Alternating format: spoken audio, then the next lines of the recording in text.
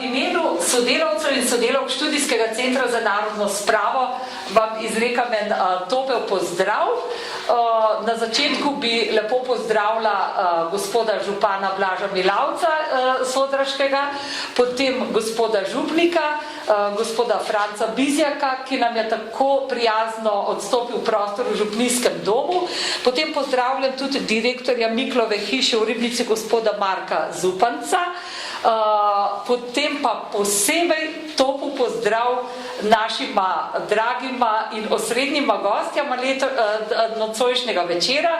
To sta pa gospa Pavli, pa gospa Mira Adamičevi iz Sodražice in vso njuno veliko številno družino, ki jo danes spremljajo tukaj vse sorodnike iz Amerike, iz Slovenije, posebej tudi gospo Marijo, ki je bila, bom rekla, povezovalna oseba, da smo sploh nekako našli pot v Sodražico. Lahko rečem, da smo mi danes prvič tukaj. Mirjam je malo bližje, je iz Loške doline, tako da je že malo bolj poznana. Za nas je pa to prvič in lahko rečem, da je to res en lep in čudovit kraj in smo zelo veseli, da ste nas sprejeli v svojo sredo. Pred začetkom nas bo s enim lepim glasbenim vložkom počastila gospa Mateja ali pa gospodična Mateja Košir, pa kar vabim, da nam nekaj zapoje.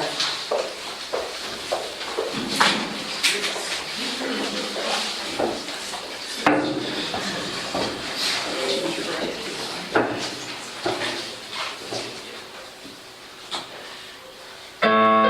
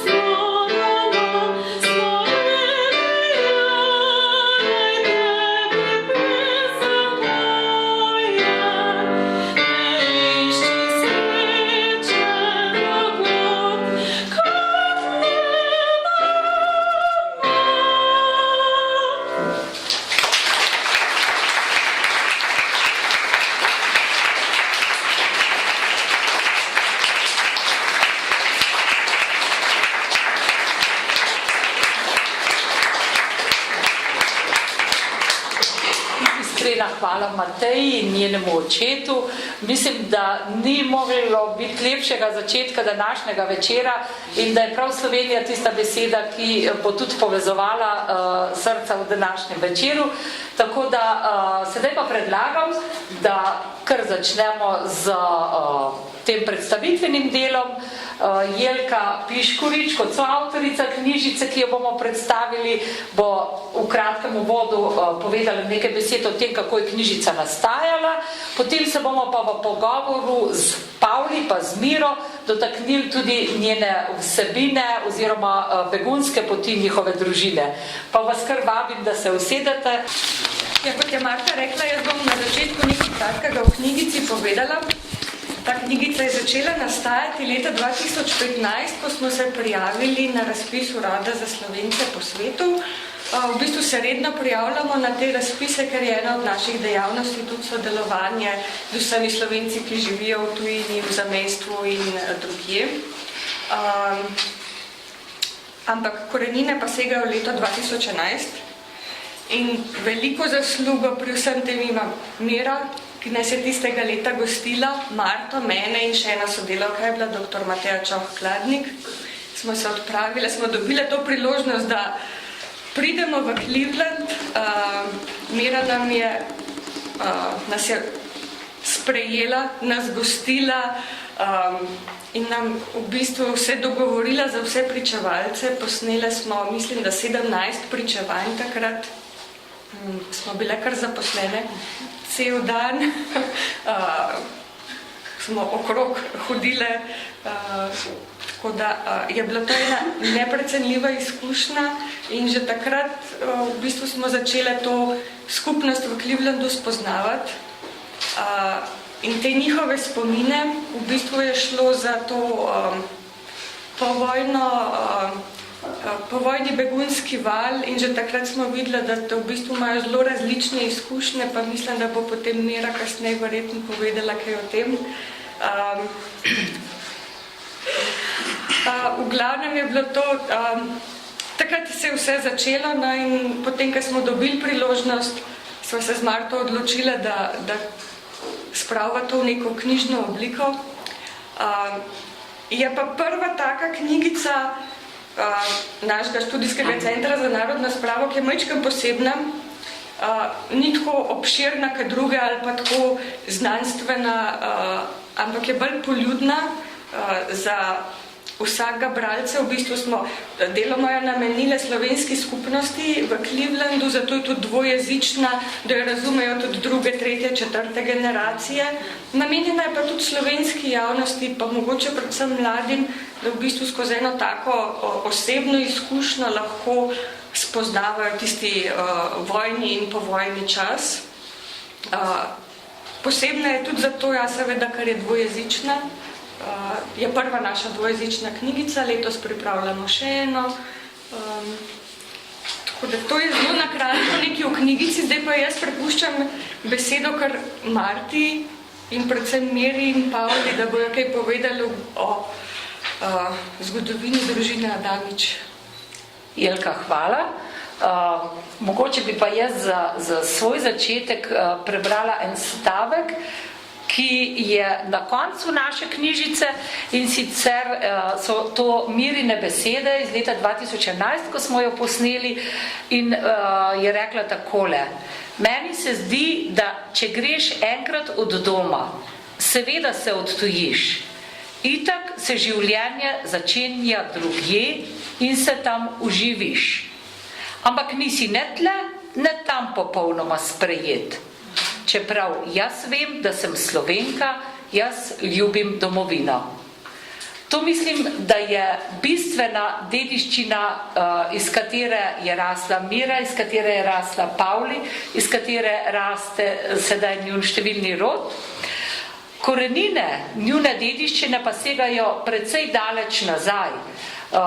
Mogoče se bomo danes dotaknili let pred 70-80 leti, ko je v Sodraško dolino in pa tudi v Slovenijo sicer, ko se je tukaj začela druga svetovna vojna, ko je ta del bil zaseden strani italijanskega okupatorja in ko se je nenazadnje začelo tudi nasilje, najprej strani partizanske vojske, ki se je pa potem na več koncih v tem smislu oblikovalo tudi neka samoobramba.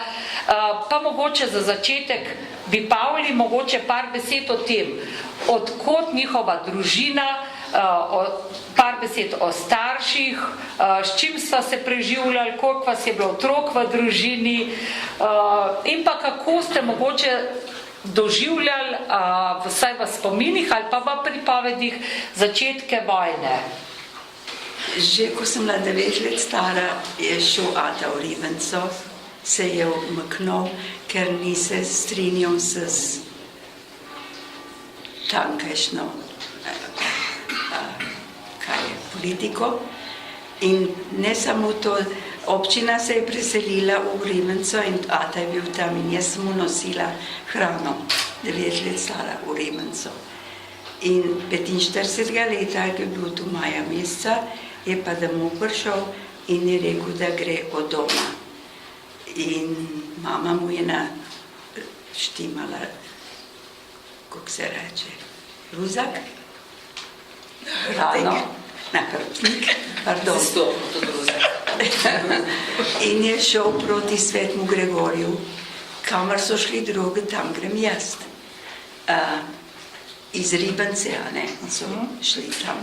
In tako so šli v Avstrijo. In Zdaj je Pavli že kar na leto 45 skočila. Mene pa vsem malo zanima, s čim sta se pa oče in mama preživljala. To se pravi, kako je bilo pred drugo svetovno vojno v vaši družini.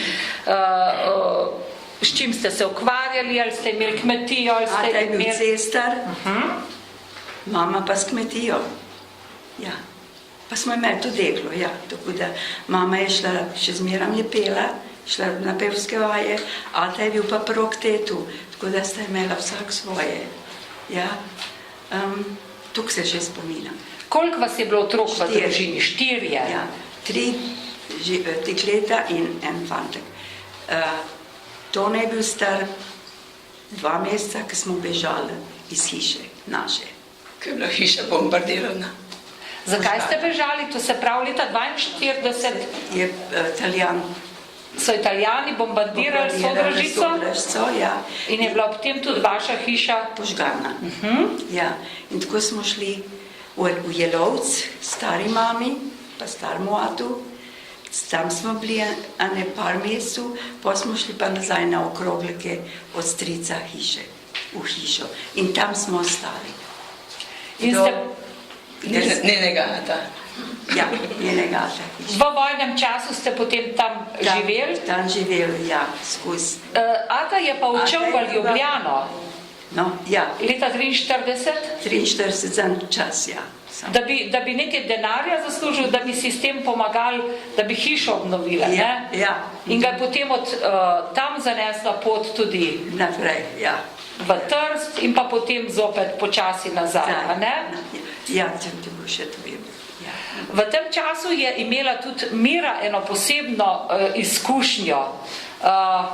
Izkušnjo, ki je zanjo še vedno na nek način boleča. Mira, zakaj?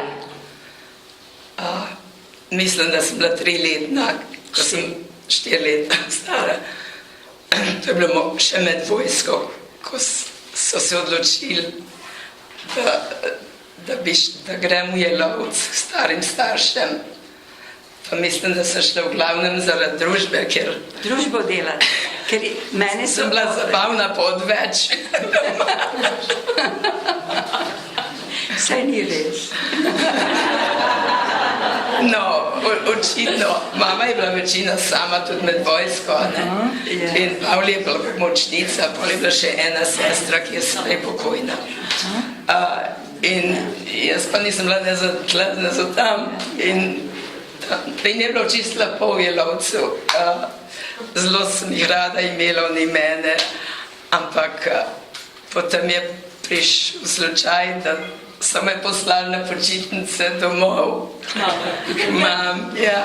In Potem pa nisem hotela nazaj iti v Jelovec, ker je bilo preveč luštno doma. Spoznala sem družinsko življenje, ne, in še bolj boleče je pa pravzaprav to, da sem se popolnoma odtujila od mame. V resnici nisem čutila, da imam sestre, da imam mamo. In ko zdaj premišljujem, kako se je mogla mama počutiti, ko sem kot tujka hodila mimo, to mene boli, sem rekla, nikdar svojega otroka ne dam.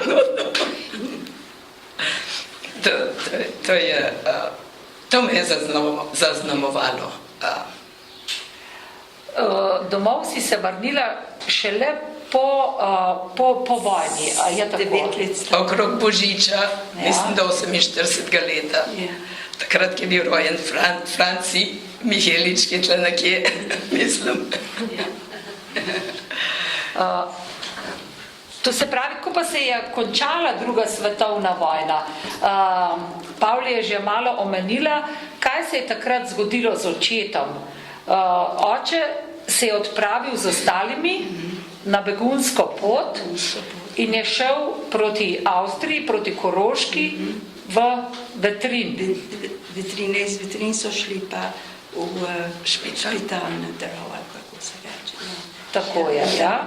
Tam je bil 4 leta, dobra 4 leta. Ja. 2-krat na teden smo dobili pošto na razglednicah. Zelo drobno. Dopisnice. Ja, zelo drobno je pisal. Ja. V tistih časih je bila vsa pošta pregledovana, seveda, sploh kar je prihajalo iz taborišča vetrinskega, tako da je oče izkoristil prav to priliko, da je zelo nadrobno pisal in s tem ves prostor, ki mu je bil namenjen, maksimalno izkoristil, da ste nekako spremljali, kaj se z njim dogaja. S čim pa se je ukvarjal takrat, da se je preživljal? Pravzaprav ne vemo, čevljarstvo, ja, nam je čevlje pošiljal, kaj še, ne vem, pač zmeraj je kaj poslal, kolesa nam je poslal, čevlje nam je poslal, čevlje zmeraj, čeprav niso bili morda prav, pa nam je poslal, ja. Jaz sam naredim. Ja. Oče se je potem leta 1949 odpravil v Ameriko, tam je imel brata in se je za nekaj časa pri njem nastanil, potem kasneje je šel pa k zakoncema Čampa, ki sta pa tudi izhajala iz Sodražice, ne? Tamla je bila hiša pri Oberstarjevih čez cesto, ko se gre na Strmco.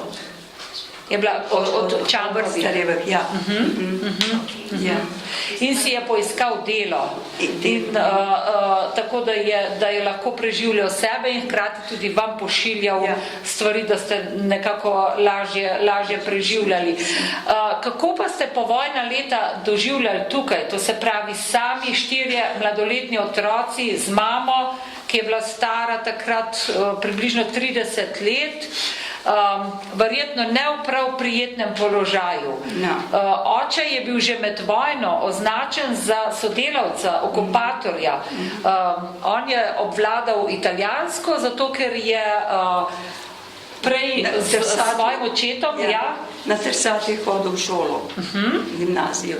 Razu je na Primorskem. In je znal italijansko in je potem večkrat posredoval za katerega od domačinov pri Italijanih, da ni bil interniran ali kako drugače. Enkrat so hoteli odgnati, so imeli 3 kamione polne.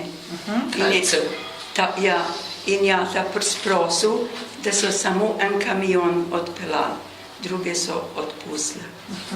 Tisto je rekel, hvala Bogu, nekaj sem pa naredil z mojim jezikom. Njemu se je pa to v slabo štelo in predvsem tudi vsem vam, njegovi družini, ki je po vojni ostala tukaj sama. A se spomnite kakšnih posebnih dogodkov, kako sta bile prikrajšane? Mama me je zbudila v petek zjutraj, da ne grem v vrsto, ali ne bo za sladkor, ali za blago, ali kaj. Sem šla v vrsto, čigava spati, Adamičeva. Tebne pata pošle. To se je zgodilo 3-krat. Neška, poznate Neško Štrajcarjevo, ona me je poznala, da mi je enkrat rekla, Pavli, kar tam napej, pa mehno počakaj, pa mi je dala.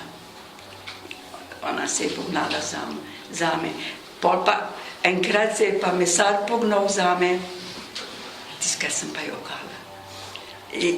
Jože, Arko, je pa tam stal, izmeram oznavec stal zraven. Je pa že pred me je vprašal, tisto punčko pa kar namer pust.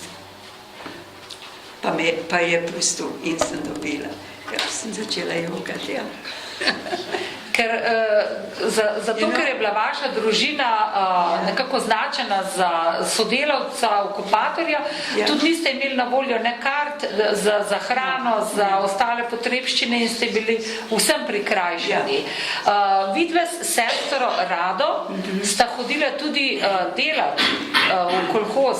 Ja, mi smo hodili, ona je vanden let.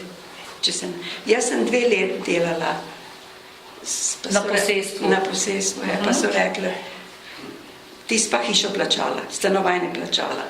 Drugi so dobili plačo, jaz sem pa plačala stanovanje. Kasneje se je pa za vas zavzela teta iz Zagreba? Ja, je pa videla, da sem delala, je pa rekla, Adamičeva pa že ne bo delala tako. No, in to sem šla pa v Zagreb. Vas je v Zagreb sprejela, da ste potem tam obiskovali šolo za šivilje in tudi delali, potem se učili. Zjutraj delati, popolni v šolo. Ja. Mira je pa, kaj pa spomini recimo na mamo, oziroma ali je tudi mama doživljala kakšna zbadanja, kakšne stvari neprijetne?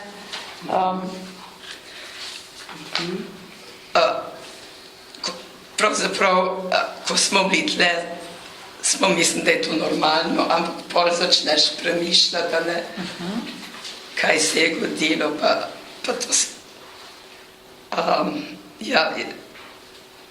To se naprimer spomnim, da ko sem bila na učiteljišču 1 leto, nisva smela iti v cerkev, pa nismo za veliko noč smeli domov. In smo šli naslednjo nedeljo.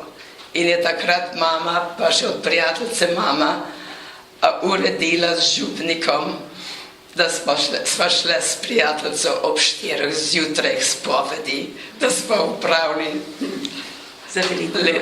velikonočno dolžnost. Ko sem pol premišljala, sem rekla, a je to kristjansko? Mislim, vemo, da ni kristjansko, ampak ko doživljaš to, misliš, da je normalno. Ampak, naprimer, pol sem mogla hoditi v gimnazijo, za 2 leti in pol sem zgotovila višjo gimnazijo. In sem prvič pri sestrah študirala, ker je bilo čist nekaj drugega in jezika nisem znala, sem se slovarjem na kolenah izdelovala teste, pa so bile čisto videvne, mislim, sem rekla, to je pa neverjetno, da tako na roko gredo. To so bile demokratične razmere takrat v Ameriki, pri nas je bilo pa precej drugače. Tudi mama takrat so jo šli večkrat klicati, da naj gre na volitve, kljub vsemu, da ni dobila volilnega listka. 3-krat je šla. je šla od Maše volet, ni bilo volilnega listka, pa je šla domov, pa je prišel kurir, niste volili, morate iti volit, pa sem bila tam, ja pa morate iti, pa je šla, pa spet ni bilo listka volilnega, 3krat je šla volit. Izzivanje. Ja. Tako. Ja. Tako. Ja. Ko je oče odšel v Ameriko, ali se vam je kaj oglašal s pošto, kako ste imeli pa potem stike z njim? Ki je šel v Ameriko? Po tistem, ja? Glih tako. Pisal zmeraj. Tudi meni je v Novo mesto pisal. Zmeraj. Ja. Ja. In dolar poslal. Je rekel, slikca je noter, pa je ni bilo. Ja, ni bilo. A veš, kaj slikca je dolar. Tudi v tem smislu je bila pošta odprta in so pobrali ven, kar je bilo. V tistem času, to se pravi, ste živeli v hiši strica Ivana, tam, kjer je bila tudi Marija rojena, in ste se nekako počutili kot ena družina. Ja, absolutno. Ja. Tam je bila demokracija. Tako da kljub vsem težkim zadevam, težkemu življenju, ste vseeno znali najti, znali odkriti lepoto tudi mladih ali pa otroških let, tako da s čim ste se ukvarjali takrat, kaj ste počeli? Pomagale. Ja, pa seveda kmetija je bila. Tako. Pa s kolese smo šli ven, pa tako naprej. Spletle, predvsem ste pa rade pele, se mi zdi. To vas je verjetno tudi... Pri naš mam se Zbor je bil vsak večer, gospod Kuhavnica gladli. Ja. Tako da v vas je kljub vsemu ostalo mnogo življenja, mnogo energije in volje. In kdaj nekako je prišla ta ideja, da bi se odpravljali v Ameriko oziroma da bi se pridružili očetu? Ali se kaj spomnite, ali je bila to bolj mamina domena? Atova. Mi smo šli na rade, zelo ne Smo rade. si jokali, ko smo šli. To je bilo Ampak še to je bilo, so nam govorili, če Pavli ostane, ne bo problema, da bi podržavali zemljo, a ne? Plenili, In seveda ata pa mama pa nista na to pristala in še tam, hvala Bogu, da nista. No, si morate predstavljati, jaz se ne moram predstavljati, da bi titla bila jaz, da ne bili skupaj. In še, ko smo šli v Ameriko, mene so poslali ključevi, kako narediti za domačijo. Smo naredili, nič pomagalo. Ko smo prišli v Ameriko, je že čakalo pismo, da je vse zaplenjeno. Ja, ko boš pol mislil za domov? In je bilo prepozno, da apeliraš. Za pritožbe. To se pravi, vi ste želeli stricu prepisati takrat, pa je v tem že prišla odločba o zaplembi in ste tako ostali brez možnosti in pritožbe in brez pravic do svojega imetja. Ko ste prišli v Ameriko, to se pravi, ste po 10 letih prvič zagledali očeta. Ja, jaz sem ga poznala, druga nobena. Ga je poznala. Samo vi ste se ga že odprej? Jaz sem se ga dobro spomnila. Ste se ga? Ja. Kakšno je bilo to prvo srečanje, kakšni so bili občutki po tolikih letih srečati očeta? Prvo srečanje je bilo v redu, a ne, zdaj smo skupaj, ampak tam pa pridejo problemi, mladina, ne, on pa 10 let sam in že itak starejši, ata je bil 14 let starejši od mame, tako da je težko v začetku prenašal, tam smo se prvadili. Mi smo se kaj cukali, ali veseli, a ne kot razigranja smo.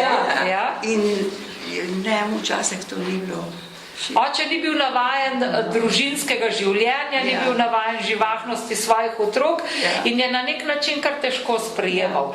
Tudi ko ste se odločali za ples, Pavli, kako je bilo? Ta prvo sem mogla reči za nam starejšem. Je bil kar precej starejši. Ja. Pa je bil tako vesel, zato je bil njegov prijatelj.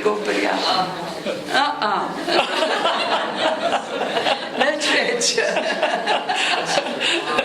Še mu pa kaj ni bilo po volji, je pa rekel, so vas komunisti čist pokvarili.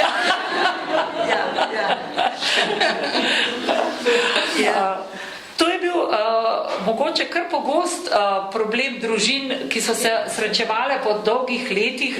To se pravi na nek način generacijski zamik, na drug način dejansko ti družinski člani so živeli v popolnoma drugem okolju, kako recimo očetje, ki so se potem šli v Ameriko ali pa nekateri v Argentino in je verjetno bilo kar precej problemov, da so se nekako prvali drug na drugega in da sprejeli ta način življenja. Še pri nas je bilo najboljše. Ja, nekateri se nikdar niso. Se niso več, Ja. Ali pa so otrokam oče je imel denar od otrok, ki so delali ali pa Diktat pred nekateri. Ker našata tega ni delal. Ja, kar smo zaslužili, je bilo naše. Ja. Mama je šla potem tudi v službo čez nekaj časa? Čez nekaj par let, ne več. Vidve z Rado sta se zaposlili prav kmalu, Mira je pa šolo nadaljevala, ne? Sem mogla, Zakaj? Ne.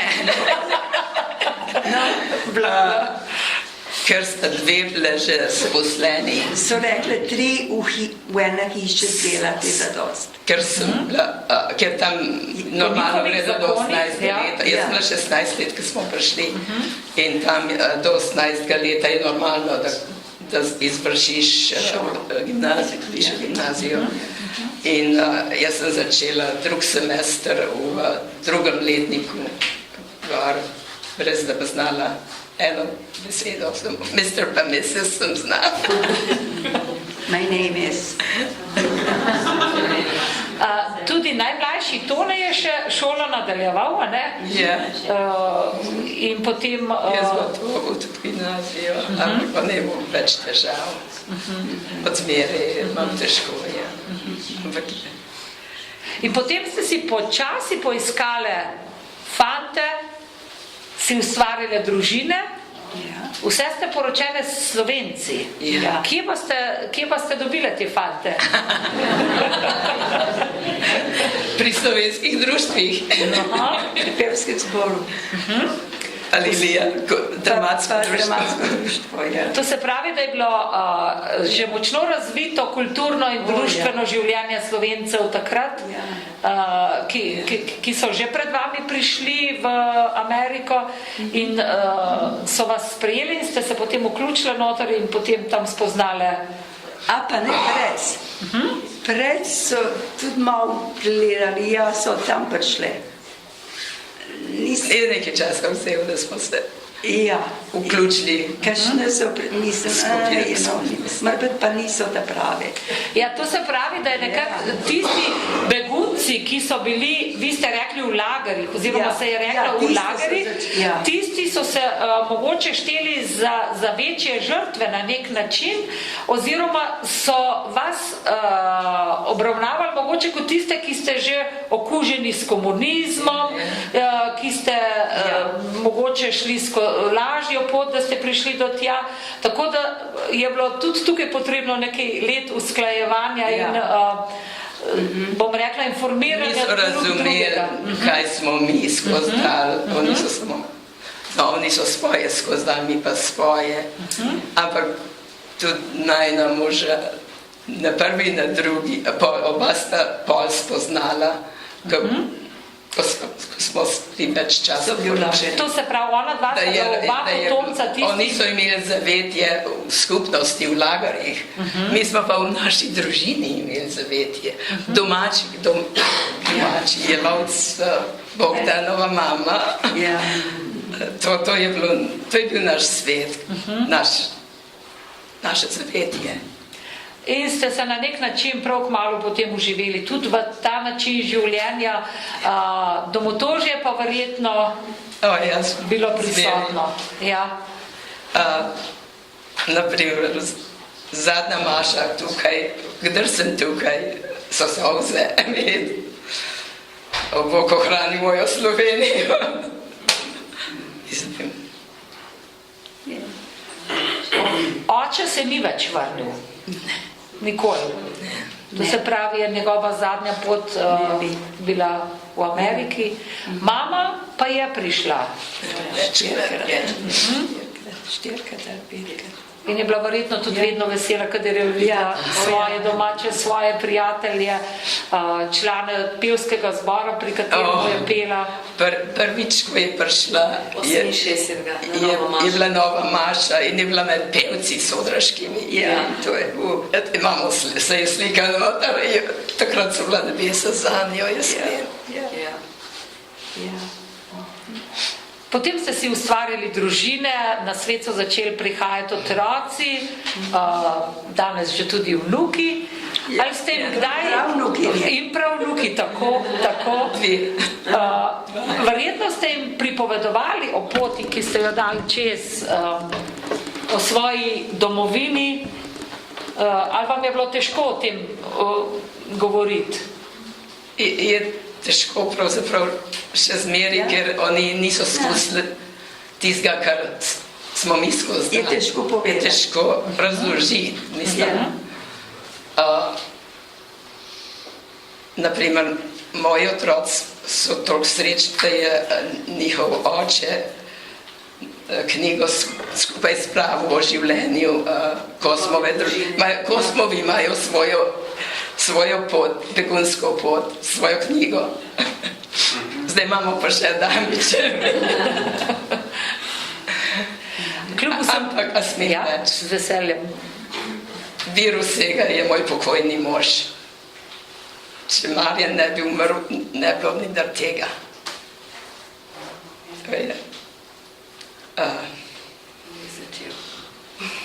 Spomenik je tako nastal. In tako smo s študijskim centrom začeli. In ni za manj umrl. Jaz mislim, da vaše delo, bom rekla, in pa pripadnost Sloveniji in pa vsemu, kar počnete, lahko dejansko z eno besedo rečem, da to je stvar, ki bi jo človek lahko poimenoval v presežnikih. To, kar smo mi doživeli, ko smo prišli tja, pa smo bile že ne prve. Pred nami je bil že gospod Jože Možina, ki je imel to priliko, da je posnel zadnje še živeče ubežnike iz Kočevskega Roga, tako da to so zgodovinske zadeve, ki so zabeležene. Tudi to, kar je uspelo pričevati zbrati nam, lahko rečemo, da smo izredno hvaležni, ker stvari iz dneva v dan odhajajo v pozabo. Že od takrat, ko smo bile mi pri vas, je mnogo ljudi umrlo in dejansko prav preko zgodb vseh teh, ki so doživeli na lastni koži vso to kalvarijo, vso to begunstvo, nekako tudi lažje predstavljamo tako mlajši generaciji, tudi kasneje mogoče material za raziskovalce, ki se bodo ukvarjali za zgodovino, kaj vse so morale te družine pretrpeti.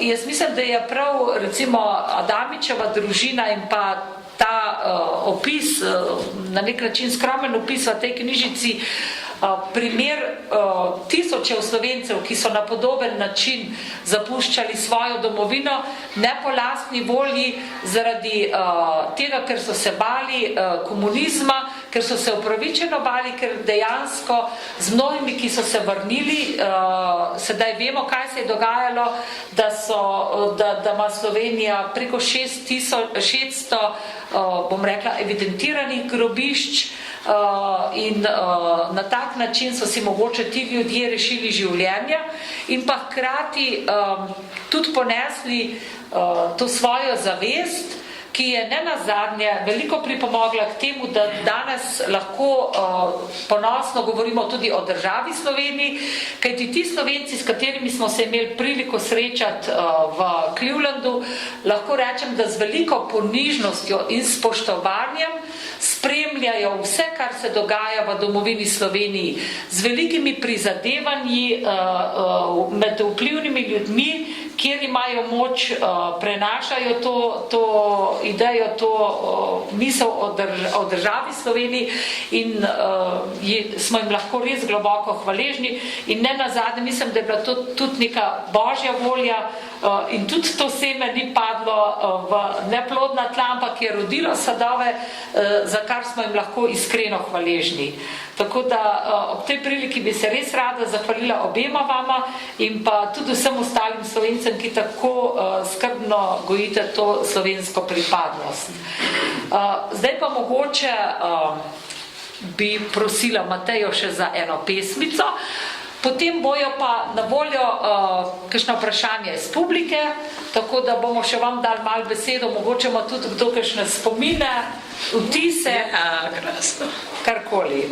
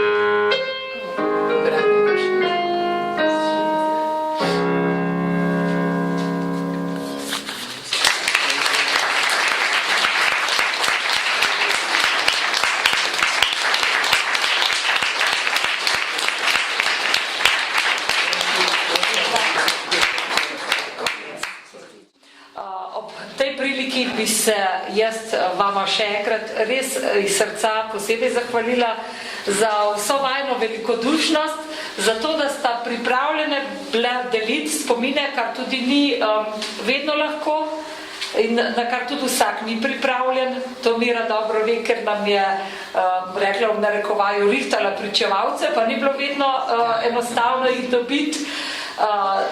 Jelka tukaj le eno majhno bomo izročile zahvalo.